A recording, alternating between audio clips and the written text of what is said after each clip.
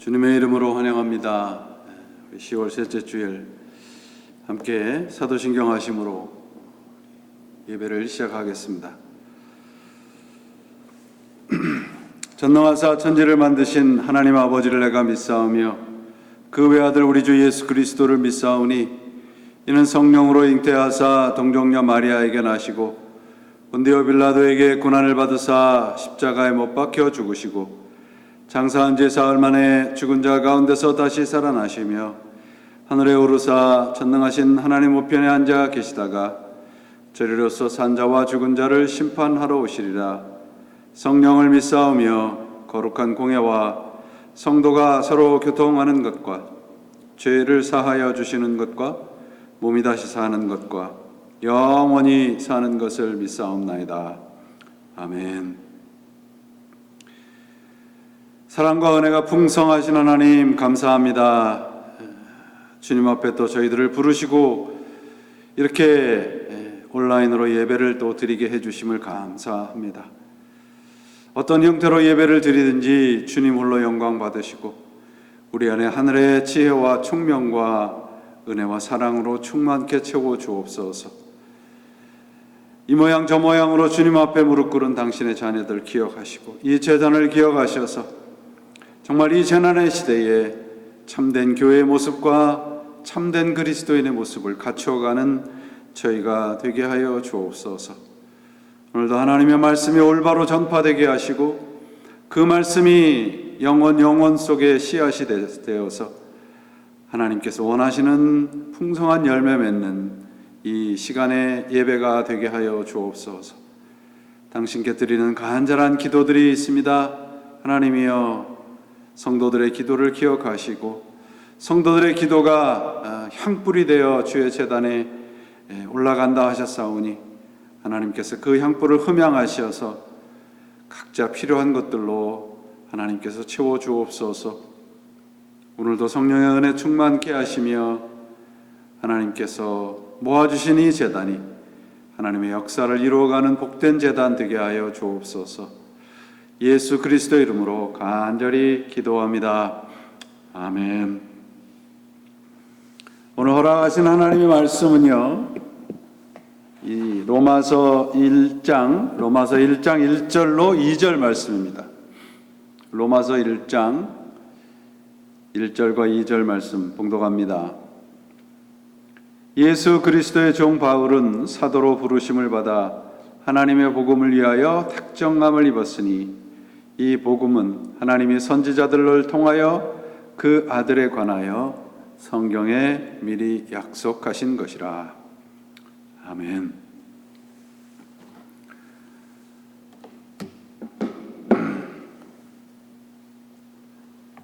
유대 백성들이 그 올리브 그리고 포도를 이제 수확한 후에 지키는 절기가 있는데 그것을 우리가 초막절 혹은 장막절, 수장절 그렇게 부릅니다. 하나님께서 허락하신 그 열매를 수확한 후에 감사의 기도를 그리고 하나님의 은혜를 돌보는 그런 시간이죠. 시기적으로 보면 요때쯤이 이제 이 그 초막절을 지키는 절기입니다. 우리 옛날 그 어른들이 하는 말 가운데 이제 추원보본이라는 말이 있습니다. 추원보본 혹은 보본반시, 가을을 이럴 때라고 하는데 이 말씀의 뜻은 뭐냐면 조상의 덕을 추모하고 자신의 근본을 돌아보는 때가 이 가을이다, 그런 뜻입니다. 하나님께서 허락하신 한 해의 그 열매를 모아드리고 하나님의 은혜를 기억하고 또 이 한 해의 그 삶을 돌아보면서 이 두 가지 그 뜻의 공통되는 그 핵심되는 내용이 뭐냐 하면 근본을 돌아본다는 것이에요. 지금까지 우리가 정말 남과 경쟁하면서 뒤질세라 질주하다시피 뛰어왔지 않습니까? 그러다 보면 내가 왜 사는지, 내가 왜 이렇게 달려가는지 그걸 이제 잃어버리기가 쉽습니다.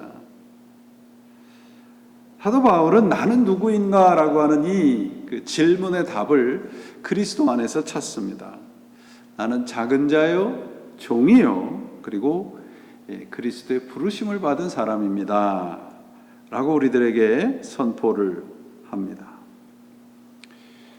사도 요한은 요한복음 17장에서 그리스도인이 어떤 사람들이냐, 이제 5가지를 얘기를 하는데, 주님의 소유로 구별된 사람, 하나님의 말씀을 받고 지키는 자, 예수 그리스도를 알고 믿는 자, 그리고 4번째가 주님의 지키심을 받는 자, 마지막으로 주님의 보내심을 받은 자. 이게 그리스도인의 정체입니다. 우리의 근본이 이제 그 하나님이라는 것을 가르쳐 주죠. 우리가 기독교라고 그러잖아요. 기독교. 한자로 우리를 기독교라고 하는데, 기독교의 뜻이 뭐냐 그러면, 기독교가 기독교죠 그렇게 말씀하시는 분이 있는데, 기독교의 그 뜻은 한자로 그리스도라는 것을 이 표현을 하려니까 한자는 마땅한 말이 없어요. 그래서 기독이라는 말을 사용을 해서 기독교는 그리스도교라는 한자어입니다. 근데 기독교라는 한자어의 그 뜻을 살펴보면 그 터기자에 그 살필 독자예요. 그러니까 내 자신의 근본을 돌아보는 종교가 우리 기독교라는 의미가 될 수 있겠죠.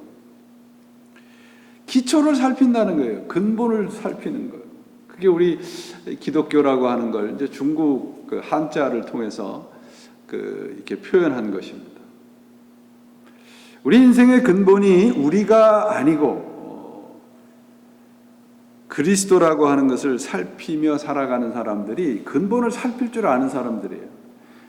그것을 우리가 그리스도인들이라 그렇게 말할 수 있겠죠. 이 코로나 팬데믹 시대를 살아가면서 이 근본에 대한 문제를 우리가 뼈저리게 생각하고 경험을 하게 됩니다. 정말 얼마 전까지만 해도 한국 텔레비전을 이렇게 보다 보면 자주 들리는 말이 뭐냐면, 우리가 100세 시대를 살고 있단 말이에요. 100세 시대. 마치 우리가 시간의 주인이라도 되는 양 말이죠. 들떠 있었던 모습들을 상기할 수 있습니다. 정말 필요하고 중요한 것이 무엇인지조차 생각조차 못하고 살았다는 것을 고백하지 않을 수 없어요. 지난 6개월, 7개월 우리들에게 이 팬데믹 시대에 정말 필요한 것이 무엇인가 생각을 해보셨을 것입니다. 이전에 우리가 목숨처럼 생각하며 움켜쥐려고 했던 것들 가운데 지금 우리들에게 필요한 것이 뭘까요? 우리 인생에 정말 필요한 것들이 과연 우리가 지금 그 다름박질하면서, 그 전에 다름박질하면서 움켜쥐려고 했던 것들인가요? 당연하게 생각하며 무시했던 것들이 지금 얼마나 절실해졌습니까? 마음껏 호흡을 하고 숨을 쉬는 것, 마음껏 서로 손을 잡고 손을 붙잡을 수 있는 것들, 서로 눈을 마주보면서 보듬어 안아주는 것, 예배당에 나와 마음껏 찬양하고 기도하는 것, 가족들이 마음대로 언제든지 달려가 만나고 보듬어 안아줄 수 있는 것들, 이 당연하게 생각했던 것들이 지금 얼마나 절실하고 그립습니까? 그저 남에게 뒤질새를 앞만 보고 달려오면서 내가 누구인지, 나 자신의 근본이 무엇인지를 잊고 살았습니다. 우리 자신의 근본이 뭔가요? 하나님은 창조주시고 나는 그분이 만든 피조물이라는 것이죠. 이게 우리의 인생의 근본입니다. 저는 참회를 하게 돼요. 왜냐하면 마치 하나님을 인간의 창조물인 것처럼 여기며 부리면서 살아왔던 것이 지난날의 우리들의 모습은 아닐까. 참회의 기도를 드리지 않을 수 없습니다. 저는 한 목회자로서, 한 그리스도인으로서 참으로 부끄럽습니다. 종교인들이 세상에 손가락질 받는 것도 모자라서 저들의 걱정거리가 되고 있습니다. 예배를 드린다는 명목으로, 무슨 수련회를 한다는 명목으로 특정 공간에 모여서 자신들만이 원하는 것들을 하면서 세상 사람들의 지탄을 받고 있어요. 이들은 아직도 하나님을 예배당이라고 하는 특정 공간에 가두어놓고 싶은 것입니다. 아니, 자기 자신들의 기득권을 아마 이 벽돌로 쌓은 예배당, 벽돌로 쌓은 이 건물을 성전이라고 부르면서 누리고 싶은 것일지도 모르죠. 여기가 신성한 곳이라고 우기면서 자신들이 원하는 대로 하나님을 조종하고 싶은 사람들의 욕망을 바라보게 됩니다. 근본으로 돌아가자는 말은 원래의 자리로 돌아가자는 말이에요. 우리의 원래의 자리가 어디입니까? 피조물의 자리입니다. 하나님의 원래의 자리가 어디입니까? 창조주의 자리입니다. 이것으로 돌아가자는 말이에요. 우리가 살아가는 지금의 자리에서 하나님을 예배해야 할 것입니다. 이제 우리 모두 근본으로 돌아가며 살기를 바랍니다. 이 코로나 시대, 팬데믹의 시대는 이 근본을 찾아서 유턴할 수 있는 기회가 되어야 할 것입니다. 바울은 이 로마서 오늘 본문을 통해서 자신의 근본이 그리스도인이라고 말하고 있어요. 그리스도 아니라고 말씀하고 있습니다. 하나님이 자신을 부르신 이유를 오늘 본문에 보시면 하나님의 복음을 위하여 택정함을 입었다, 그렇게 말하고 있어요. 왜 바울이 하나님이 바울을 부르셨는가? 하나님의 복음을 위하여예요. 하나님의 복음, 이것이 우리가 찾아 돌아가야 할 근본입니다. 이 팬데믹이 시작이 되면서 뜻을 가진 목회자들이 지난날 우리의 복음이 훼손되었다는 참회의 말들을 하고 있습니다. 그렇다면 우리는 이 시간 성경이 가르치는 복음에 대한 올바르고 성경적인 의미를 다시 회복해야 할 것입니다. 왜냐하면 이 복음은 지금과 영원을 연결하는 유일한 고리이기 때문에 그렇습니다. 오늘 지금이 영원과 연결되는 삶을 살고 있었습니까? 아니면 살아가고 있습니까? 이것이 오늘 우리 자신들에게 물어야 할 질문입니다. 지금까지 오늘만을 위해서 달려왔다면 우리의 삶은 그저 오늘로 끝나는 것입니다. 오늘이 영원한 내일과 연결되고 있는 인생을 살고 있는지를 우리가 되돌아봐야 할 시간입니다. 이것이 복음의 본질입니다. 복음은 지금과 영원에 대한 질문과 그 답입니다. 20세기 최대의 신학자 중에 한 사람이었던 칼 바르트가 있습니다. 이 칼 바르트가 1941년 6월 22일 한 장례식에서 설교를 합니다. 그 장례식은 그의 아들 마티아스 바르트의 장례식입니다. 이 마티아스는 알프스를 산행을 하다가 발을 헛디뎌서 추락사합니다. 그때 그 나이가 20살이었습니다. 아들의 장례식에서 바르트는 고린도전서 13장 12절 말씀을 본문으로 해서 설교를 합니다. 그 말씀 우리가 잘 아는 말씀입니다. 지금은 우리가 거울로 영상을 보듯이 희미하게 보지만 그때는 얼굴과 얼굴을 맞이하여 볼 것입니다. 그 당시 이 바르트의 설교의 제목은 독일어로 Nunc und Tunke입니다. Now and then입니다.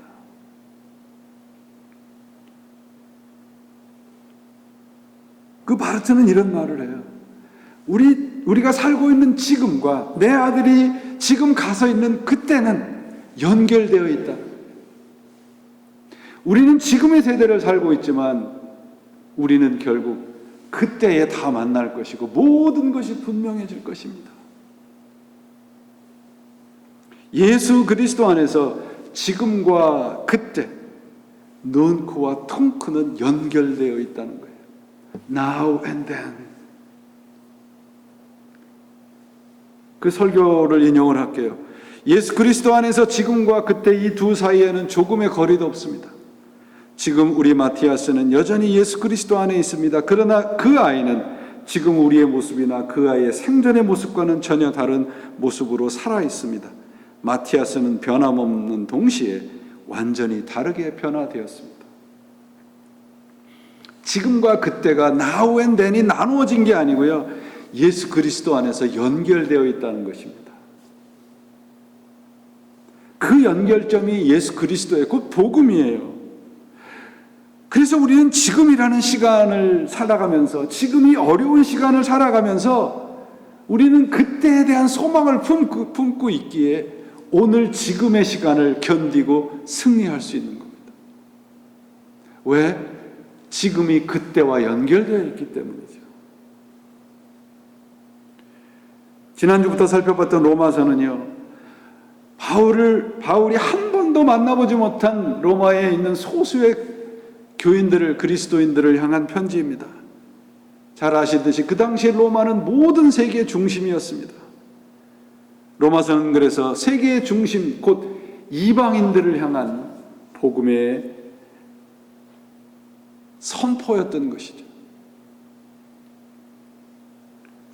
로마서 그러면 우리가 오직 믿음으로 구원을 받는다는 것을 늘 기억합니다.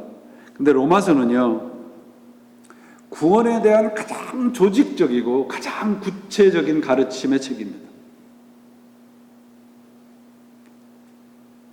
1장에서부터 우리가 이제 11장까지를 How to believe, 그리고 12장에서부터 15장까지는 How to live에 대한 책이에요. 우리가 한 주 한 주 이 말씀을 살펴보려 합니다. 본문은 아시다시피 이 편지의 서두인 인사말입니다. 지난 주일날도 살펴보았듯이 바울은 자기 자신의 모습을 세 가지로 소개하고 있습니다. 나는 종입니다. 나는 작은 자입니다. 나는 하나님의 부르심을 받은 자입니다. 곧 하나님의 복음을 위해서 특정함을 입은 자라고 말씀을 하고 있어요. 이 말씀 하나하나에서 우리들에게 가르치는 말은 뭐냐면, 나는 내 자신의 의지에 의해서 이 자리에 있는 것이 아니라는 거예요. 하나님이 부르셨다는 말씀을 하고 있습니다. 그러니까 성경의 초점은 여러분, 창세기서부터 계시록까지 인간이 아니에요. 성경을 보는 관점을 우리가 좀 바꿀 필요가 있습니다. 우리들은 자꾸 성경을 통해서 나에게 필요한 뭔가 지식을 자꾸 찾아내려고 해요. 아니에요, 여러분. 성경은 하나님에 관한 책입니다. 성경은 하나님에 대한 지식이 가득한 책이에요. 왜? 하나님의 지식이 없이는 우리는 하나님의 자녀로 살아갈 수 없기 때문에 그렇습니다. 그래서 바울은 하나님이 주인공입니다. 내가 선택한 것이 아닙니다. 내가 믿어준 것이 아니고 하나님이 부르셨습니다. 이거를 로마서에서 그의 모든 편지에서 강조하고 있는 거예요. 1장 11절에 보면 바울이 로마서를 쓰는 이유를 이렇게 설명을 해요. 내가 너희 보기를 간절히 원하는 것은 어떤 신령한 은사를 너희에게 나누어 주어 너희를 견고케 하려 합니다. 여기 신령한 은사가 뭐냐? 그럼 복음이에요, 복음.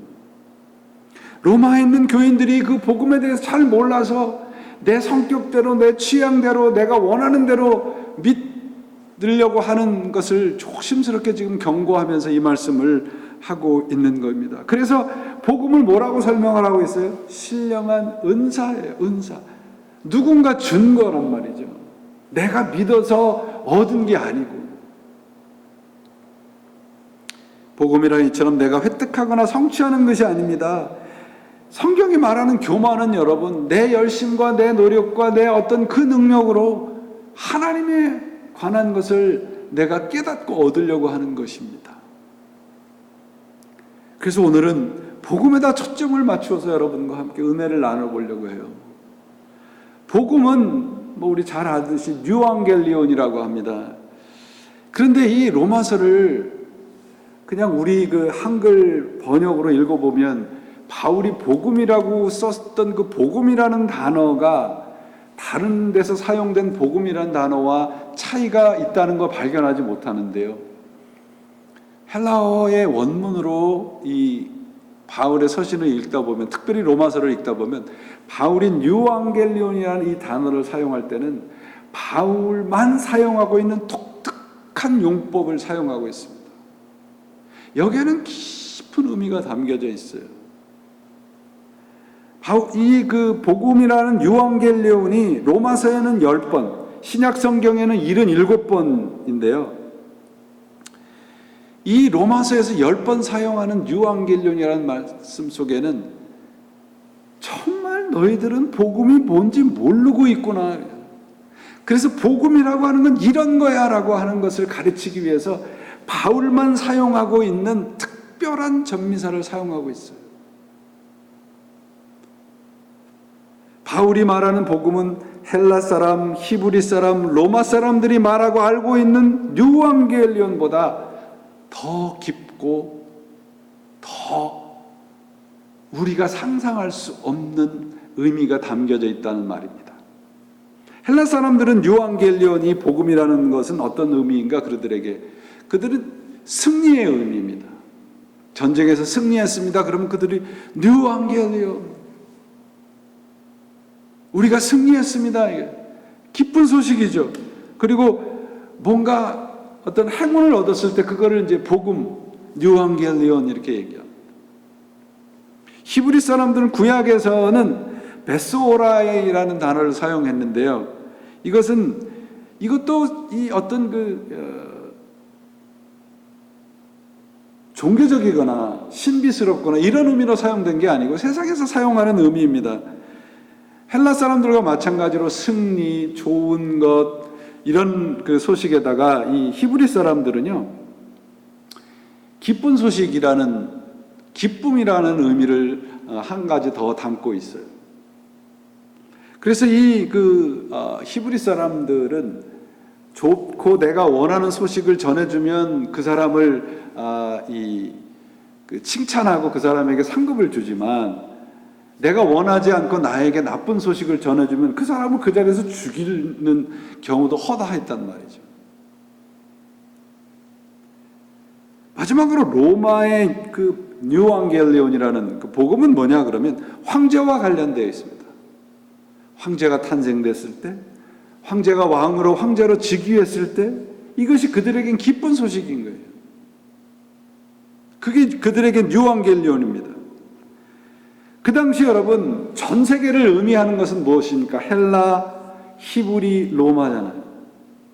전 세계에서 뉴앙겔리온이라고 복음이라는 의미를 어떻게 사용하고 있고 어떻게 알고 있는가? 그냥 세상에서 좋은 일, 세상에서 어떤 이 복된 일, 세상에서 행운적인 기쁜 일 이런 거예요. 모든 일이 순탄하고 행복한 일이 생기고 불행한 일이 없어지는 것이 이들에게는 유앙겔리온이었던 거예요. 그러면 바울은 이것과 똑같이 사용했느냐 그런 말이죠. 그래서 바울만의 독특한 용법으로 유앙겔리온이라는 단어를 여기서 사용하고 있는 겁니다. 바울에게 복음, 유앙겔리온은 뭐냐? 구원의 기쁜 소식이에요. 전혀 다른 얘기를 하고 있습니다. 구원의 복음입니다. 예전에는 세속적인 기쁨, 좋은 일을 복음이라고 했으나 바울에게 기쁜 소식은 예수 그리스도예요. 십자가와 부활입니다. 성경에서 말씀하는 복음은요, 세상적인 일과 전혀 상관없는 좋고 기쁜 소식입니다. 왜? 구원의 소식이기 때문에요. 아까 말씀드렸던 칼 바르트는 1장 1절에 하나님의 복음, 로마서를 주석을 했는데 이거를 번역을 할 때 하나님의 복음이라는 이 곳을 하나님의 구원의 소식이라고 번역을 했어요. 하나님의 기쁜 소식인데요. 그 기쁜 소식이 뭐냐? 구원이 곧 기쁨이라는 거예요. 복음은 이전의 세상적인 기쁨, 좋은 소식과는 전혀 질적으로 다른 기쁨의 좋은 소식인 겁니다. 왜? 구원과 관련된 소식이기 때문에 그래요. 복음은 바로 예수 그리스도의 십자가를 통해서 주신 하나님의 사랑입니다. 여러분, 우리가 생각을 해봅시다. 지금까지 복음을 우리도 헬라 사람, 히브리 사람, 로마 사람들과 똑같이 생각하고 있지 않습니까? 세상적인 기쁨, 성공, 형통의 수준으로 이해하고 믿었어요. 부인하지 못합니다. 오늘날 우리 교회와 우리의 신앙의 수준이 이 모양인 것은 바로 이 때문이에요. 로마 사람들처럼 좋은 소식이 있으면 기뻐하고 불행한 소식이 있으면 좌절하고 그 소식을 전한 사람들까지 해를 입히는, 그것이 우리가 가지고 있는 복음에 대한 이해와 믿음이었습니다. 복음은 여러분, 다시 한번 말씀드립니다. 구원의 기쁜 소식입니다. 우리 인생의 그 기쁨은 바로 그래서 이 구원 안에 담겨져 있는 거예요. 복음의 본질은 바로 우리 인생의 기쁨이 예수 그리스도 안에 있다고 알려주는 것입니다. 아까 칼바르트의 설교처럼 복음이란 지금과 그때를 연결하는 연결고리예요. 복음이 없이는 우리는 지금으로 그냥 끝나는 인생이에요. 영원과 연결하는 지금을 살고 있는 그것이 우리 그리스도입니다. 그래서 은혜이고 축복인 것이죠. 그래서 복음은 바로 하나님입니다.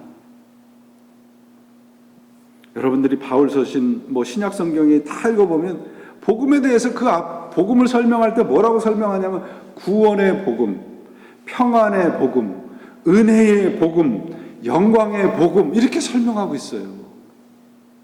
성경 어디에 세상에서 성공과 형통을 복음이라고 기록한 구절이 어디 있습니까? 교회가 이렇게 처참하게 무시당하는 이유는 바로 이 때문이에요. 형통의 복음, 성공의 복음, 이것을 복음이라고 전했기 때문입니다. 그리고 그걸 믿었기 때문이에요. 세상의 기쁜 소식, 세상의 행운의 소식, 내가 원하고 듣고 싶은 말들이 복음이라는 이름으로 전해진 결과가 오늘날 교회 현주소입니다. 우리가 철저하게 뒤돌아봐야 돼요. 복음은 구원의 기쁜 소식입니다. 마틴 로이드 존스 목사가 자신의 그의 생의 마지막 설교에서 이렇게 얘기를 해요. 교회에 대해서. 교회의 과제는 인간의 진짜 문제를 다루는 것입니다. 자선을 베푸는 것이 아니라 죄의 속성인 마비를 치료하는 것입니다.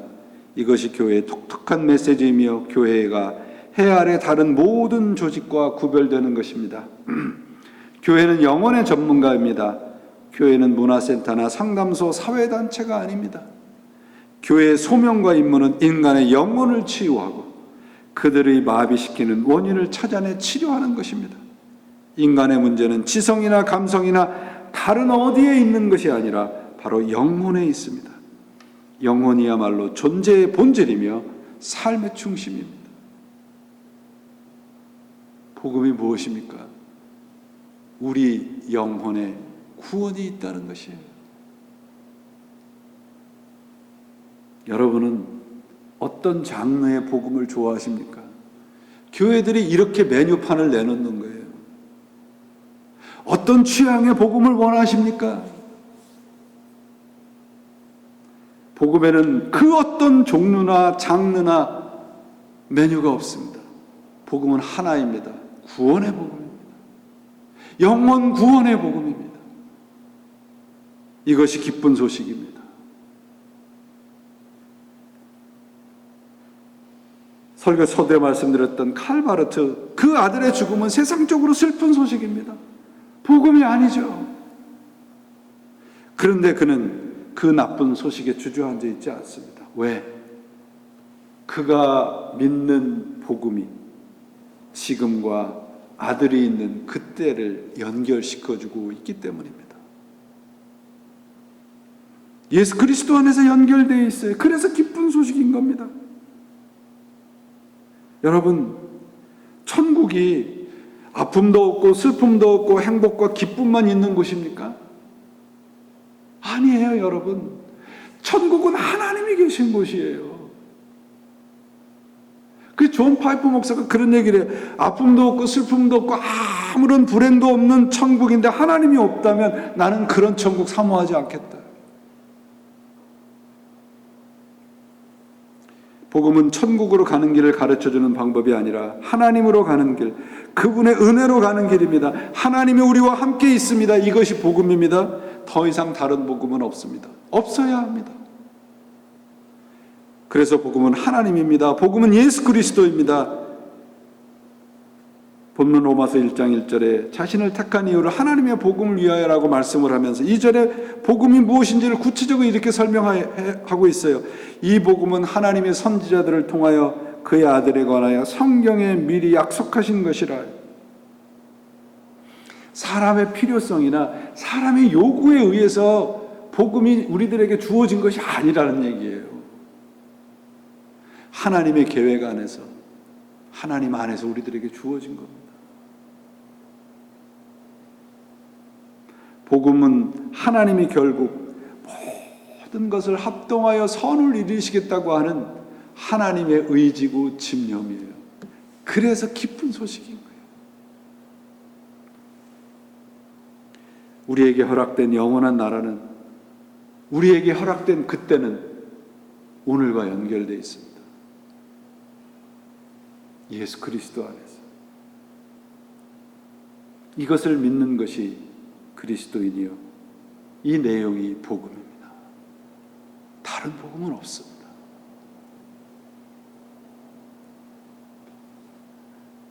하나님의 복음 이렇게 말씀을 하지 않습니까?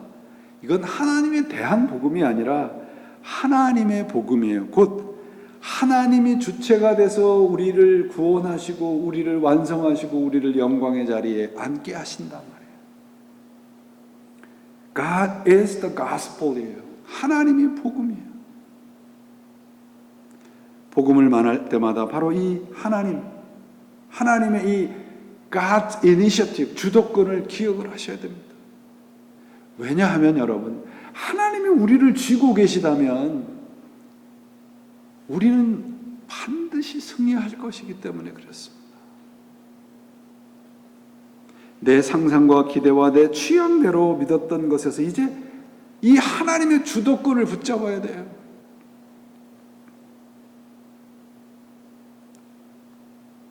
기독교는 하나님입니다. 기독교는 예수 그리스도입니다. 복음은 그래서 하나님의 은혜가 되는 것입니다. 인간의 공로도 아니고요, 복음은 하나님의 은혜입니다. 분명히 아셔야 됩니다. 하나님의 복음은 우리 취향과 입맛에 맞지 않습니다. 입맛에 맞는 것들은 다 우리 인간들이 만들어 놓은 가짜입니다. 우리 본성에 맞지 않는 것들이에요. 그래서 우리가 하나님 앞에 무릎 꿇고 기도하는 거예요. 바로 우리가 그분 앞에 항복하면 어떻게 하시나요?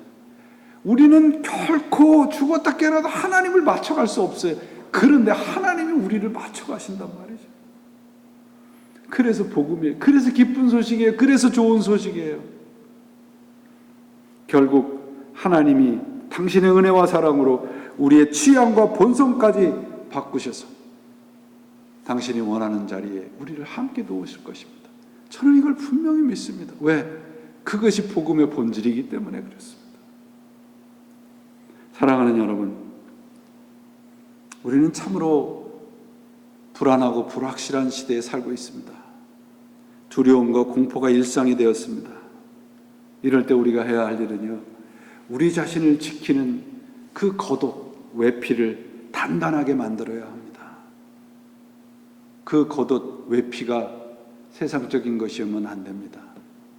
돈도 명예도 권력도 우리를 지켜주지 못합니다. 그런 것들은 우리의 삶을 더 얄팍하게 만드는 것들이죠. 우리의 영혼은요, 하나님의 지혜와 하나님의 복음에 맞대어 있을 때 풍성해지는 법입니다. 우리 인생의 외피, 우리 인생의 보호는 그러므로 복음뿐입니다. 하나님뿐입니다.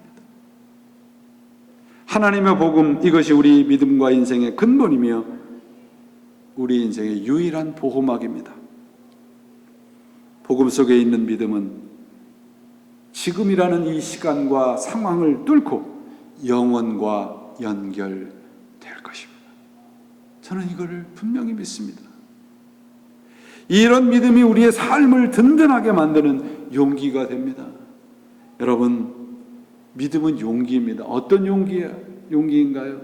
어쩔 수 없고 정말 나로서는 아무런 것도 할 수 없는 그 숙명과도 같은 운명과도 같은 그것을 거스리고 뚫고 올라갈 수 있는 힘은 믿음뿐입니다. 그래서 믿음이 용기입니다.